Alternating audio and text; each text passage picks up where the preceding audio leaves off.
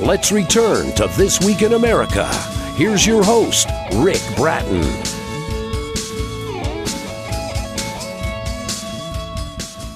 Welcome back, everybody, coast to coast. This Week in America. Rave reviews for Robert Williams' political satire Rainbow Farm. Hilarious, awesome, politically savvy, great insight, entertaining and educational. Laughed out loud at descriptions of some of the characters. Super easy to read and so entertaining. And now the sequel. Rainbow Farm 2.0, Impeachment and Virus. Something for everybody in the sequel. Robert says he hopes the result of reading it will be an honest self-critique of ourselves and America and more acceptance of all things different. Robert is a retired Army officer with a BA in anthropology from the University of Memphis and an MA in Russian Studies from Florida State University. The son of a school teacher, encouraged to read at an early age. Over the years, British author George Orwell and the allegorical novella Animal Farm, still his favorite. Currently residing in Annandale, Virginia, it's Rainbow Farm 2.0, Impeachment and Virus. A lighthearted yet poignant commentary on the political climate in the U.S. since the 2016 presidential election. And author Robert Williams is back with us on This Week in America. Robert, welcome back to the program. Been looking forward to this. Welcome back. Thank you for joining us again to talk about the sequel. Glad to be here, Rick, and happy Thanksgiving, by the way. And I can say this is the time of year that all turkeys, and Rainbow Farm is no exception, get a little nervous. So, happy Turkey Day for tomorrow. Well, thank you. Same to you, and I appreciate, especially close to the holiday, taking the time to do this. Let's talk about Rainbow 2.0. We had a chance to talk about Rainbow Farm a few months ago on the program. This book sort of what picks up the story. Give us a little bit of background, and then we'll talk about what inspired you to do the sequel and this great cover that you've got. Right. It just, like I said, DC, it just seems to be the gift that keeps giving. Yes. So it's definitely no lack of material. So with all the turmoil and controversy and how everything just sort of lined up one on top of the other between a general election year and COVID, the virus, the impeachments, the investigations. So it's been a crazy 3 years. So I just wanted, to continue on with the story. And I had a lot of requests from friends that generally like the first one that said, hey, will there be a sequel? So here we are. Well, I read some of the reviews from the first one, and everybody did enjoy that, and I'm sure they're delighted to find there is a sequel. It's Rainbow Farm 2.0, Impeachment and Virus by Robert Williams. Book available, Amazon, Google, all the usual places. We'll have information on our website, thisweekinamerica.us. Talk about the cover. I really enjoyed the color art that you've got here. How did you put that together? Yeah, once again, I use the same illustrator, and usually what will happen is she'll do illustrations, and there's one that just sort of jumps out as, well, this should be the cover. And this one, I think, sort of captures, it has both the impeachment and virus, as you can see. You had the two presidential candidates. Yes. Sort of up to you to determine who they are, but you have Pete the Peacock from the first. If you notice, he's got if you look in the background there, he's got a corona cell on his shoulder, and he's wearing no mask. And you have the other candidate that is wearing a mask. So just sort of to show the different approach that those two candidates had towards, their campaigning, and all that plays out. And in the background, as always, you have Justice the bull waiting for more fun and games, and you can see the corona cells lurking behind the fence in the background. And I think it's safe to say one of these two animals is going to exit stage left here pretty soon, and I don't think it's the one with the mask. Rainbow Farm 2.0, Impeachment and Virus by Robert Williams outdid himself on the cover for this one. That sort of, when you look at it, summarizes the storyline. Let's talk a little bit about this book specifically, Rainbow Farm 2.0. What's the book about? And if you can, tell me, I know a lot of characters. Tell me some of the main characters. Yeah, once again, the book is political satire, so try not to take it too serious. Some of the reviewers seem to have, but some recognize it for what it is, just an opportunity to laugh and laugh at ourselves. Yes, and we need. So you got the usual suspects coming back as main characters. You got Pete the Peacock, of course. You got Woo the Owl. You have Sly the fox from the Red Farm, which everyone knows is, I can say his name, Vladimir Putin. So it brought back a lot of the same characters, but there's a lot of new characters. There's an old bear and a snake who's a little hitman team that have been tasked to take out the peacock in an operation they call Clock the Cock.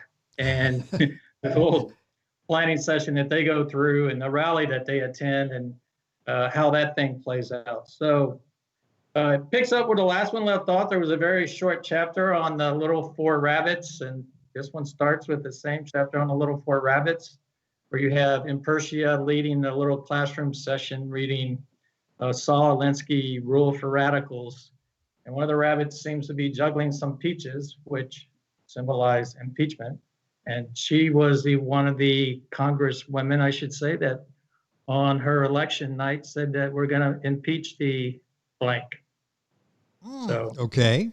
I recall that in real life, and we'll see it again played out in Robert's book, Rainbow Farm 2.0. This really is ripped from the headlines, just as in the first book, the initial Rainbow Farm, which of course is available wherever books are sold. Many references tied to real world events.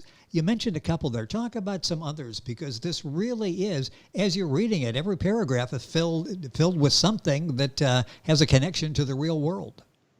Yeah, again, like the last one, you used the same construct, and I picked up with, there's political references, there's musical references, all kinds of, there's some religious references, things that you'll see where the words have been changed up a little. If you remember in the last one, I had the editorial college represent the electoral college. Yes. So just as in Rainbow 1, Rainbow 2 has these references just littered throughout the book. So one I will tell you where it's sort of interesting is it's the Huss, Fuss, and Cuss in Sin City, which was a play on the donkey/Democrat primary debate.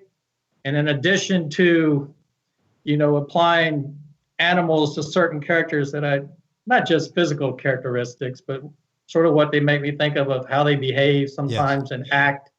Well, this, you get sort of an extra layer. So at this debate, of course, these characters are aligned to animals, but since it's close to Halloween, I've chosen Halloween costumes that they show up in wearing to the debate to sort of indicate some of their behavioral characteristics. And one example I would give is, I said, flying in on her broom is Cackles the hyena as the wicked witch from the West. Now, your guess as to who that might be, I leave that up to the reader, but, sort of interesting that the cardinal direction west being left as you look at the map sort of lines up with liberalism and this particular candidate being from that side.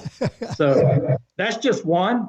What's so great about that particular chapter, I give you 11 of them.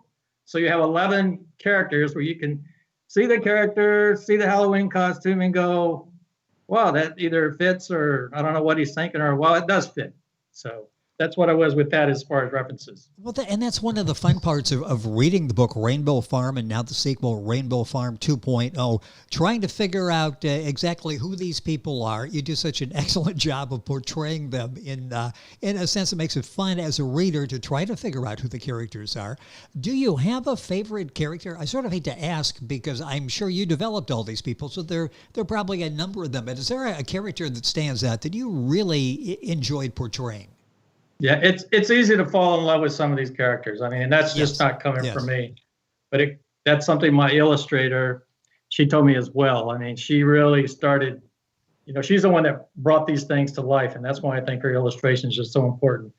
But if I was going to pick one of them, I would say it would be Sly the Fox. And that, of course, being Vladimir Putin, President Putin from Russia. And I just love the way he's always one step ahead and able to flip the script and turn whatever accusation or whatever question is on him, and putting the person doing the interview on the defensive. And one example of that is this time it's in New York City.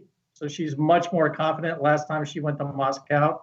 So this time it's in New York City. She goes, this is my chance. I got him on home turf. This is going to be payback. And the first thing he says was, well, as I was coming in, I saw the mother hen, which represents the Statue of Liberty. He says, I saw the mother hen with a fence around it and, border guards. And he says, I thought, you guys are supposed to be welcoming animals into Rainbow Farm, not keeping them out. So he has this uncanny ability, just to sort of flip the script. There's another point where she says, why are you, her referring to Putin, says, why are you on Ukraine farm, which is the Ukraine, knowing that Russia took Crimea and took part of the eastern Ukraine. And his comeback is, why are you where you are? And why are you where you have been? And where are you going next? So he took an accusation of being in like one specific place, and it turned it on her, saying, why is Rainbow Farm seem to be all over the planet? So I think he exposes a lot of the hypocrisy of our foreign policy, and it's just looking at it from a different foxhole. Robert Williams back with us on the program, this time talking about the sequel to Rainbow Farm. This is Rainbow Farm 2.0, Impeachment and Virus. Is there a takeaway? I mentioned in the beginning, the book is highly entertaining. You've done an excellent job. Really, I can't imagine the talent required to put something like this together and to pull it off as well as you did. But I'm sure I mentioned some hopes that you have. What's the takeaway besides the entertainment value? It does get you thinking, doesn't it? It does. And, to quote Aerosmith, one of my favorite songs is same old stories, same old song and dance, my friend. I think the American people, and here represented by the animals on their farm, are just sort of fed up with the same old bickering and partisan politics. And, it just screams for can't Congress and can't the other branches of government just come together and do what's right for the animals / people. And there's, just realizing that there's strength in diversity. It's, different animals live on different parts of the farm.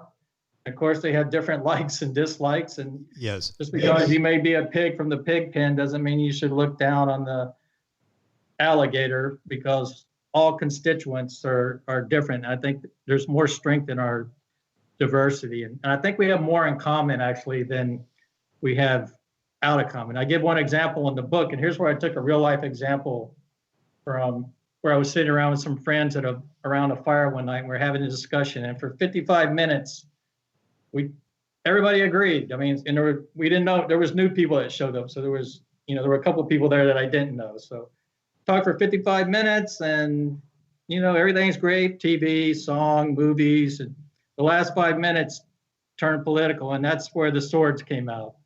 And I left that conversation thinking, oh my gosh, how can you agree for 55 minutes and then let 5 minutes of a difference dominate the landscape?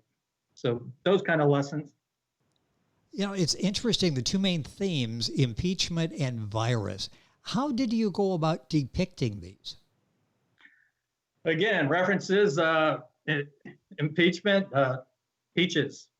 So so in the one photograph, like I said, where you have the young Congress rabbit, like she's juggling these peaches, and she says she's going to impeach, the president, and then that sort of goes right into the fun and games that I had before, where you had to ride the bull, but this time the competitions are different. So you either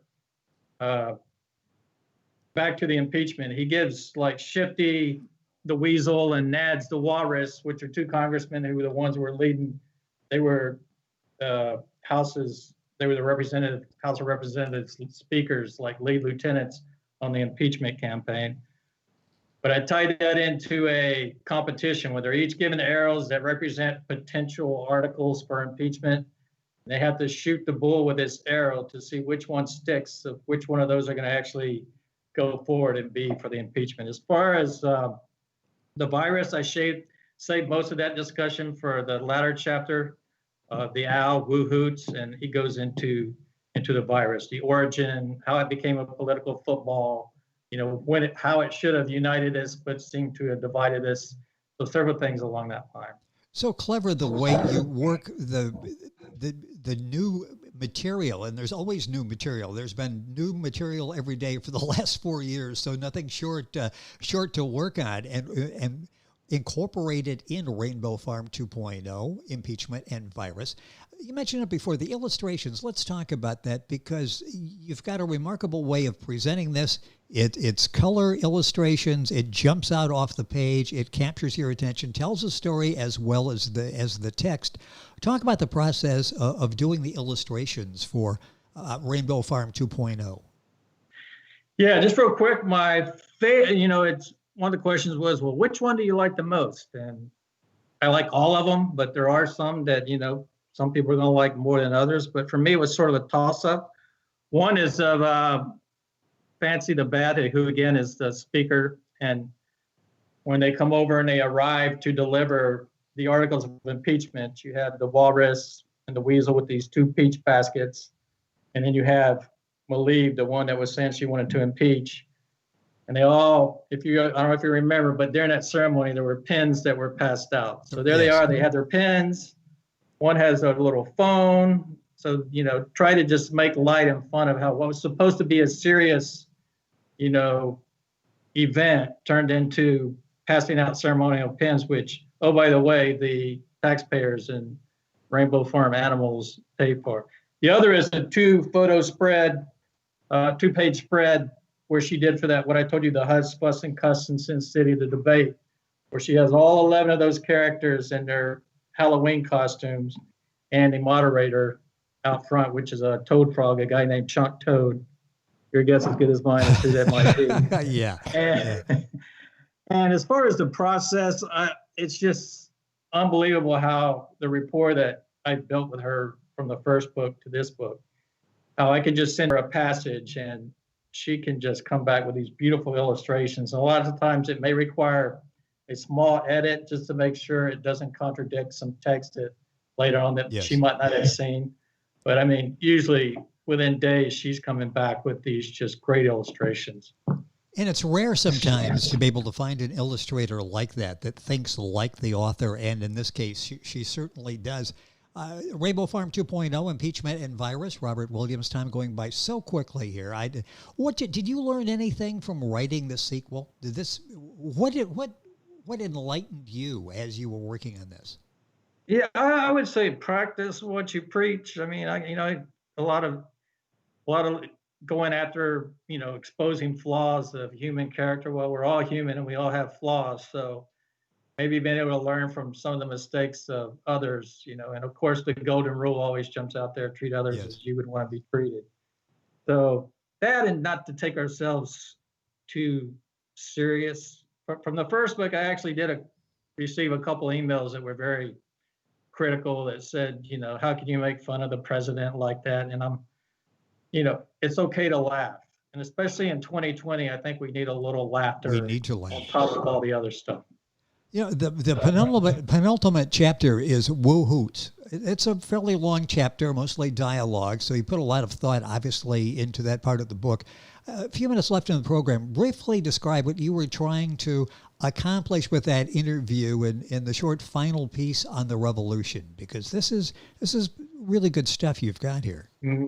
Yeah, that, to be honest, that's the one chapter that people either loved it or some were sort of critical of it. They thought it was a little too long and too preachy. So this time around, I thought it was important enough, and there's some really good educational points in there about new things such as convention of states and movements to get rid of the electoral college.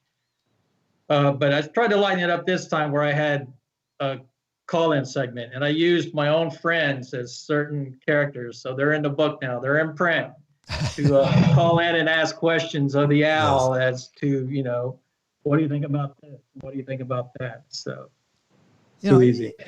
By the way, we're doing a video of this, and if you go to YouTube, you'll find it there. Go to our website, thisweekinamerica.us, click on videos. You'll see the video there with Robert. You'll see the first one as well.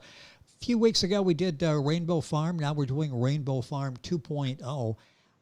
The way things are going out there, are we going to see another sequel, Rainbow 3.0? Anything you're thinking about? You're just going to sit back and see what transpires here in the coming weeks? I guess you got to have a trilogy, right? Yep. So good things come in groups of three, I guess. Yes, and I've already penned the first chapter. And oh, great. preview of what that is. Pete seems to notice that some of his canaries that he was using for his Twitter have come up missing. So it sort of represents the role that big tech played in, and I'm not saying it's true or not, but as far as suppression of the message. So he's come in the office and, his beloved little yellow canaries that he used to take the message to the people, all of a sudden they come up missing. So that's the first chapter, and I've already written the first chapter of the next book. Fantastic. And I hope we have a chance to talk about that. They say one is the loneliest number, but in books, two just sort of lays there, doesn't it? All of a sudden, you got to have a trilogy, and I'm glad that you got that and working on that. It's so much fun to have Robert with us on the program. Robert Williams, author of Rainbow Farm 2.0, Impeachment and Virus. You'll find it at Amazon, all the usual places. We'll have information on our website as well. Rainbow Farm, the original, is there as well. It's a great reading. You'll enjoy it very much. So much thought and talent, and from an illustrating standpoint as well, put into the book, soon to be a trilogy. Robert, it is always a pleasure. Thank you for being with us on the program. Always fun. Robert Williams. The book is Rainbow Farm 2.0, Impeachment and Virus. Information, of course, on our website, thisweekinamerica.us. This Week in America is online. You can visit our website, thisweekinamerica.us. Scott Pinkerton, associate producer of This Week in America. Jay Anderson, segment producer. Ben Watson, webmaster. Otto Bechet, director of engineering and TV production. This Week in America produced and is a trademark of Blue Funk Broadcasting, LLC. For information on all of our guests and to listen to this week's show, our website again at thisweekinamerica.us. And I'm Sean Bratton, executive producer of This Week in America.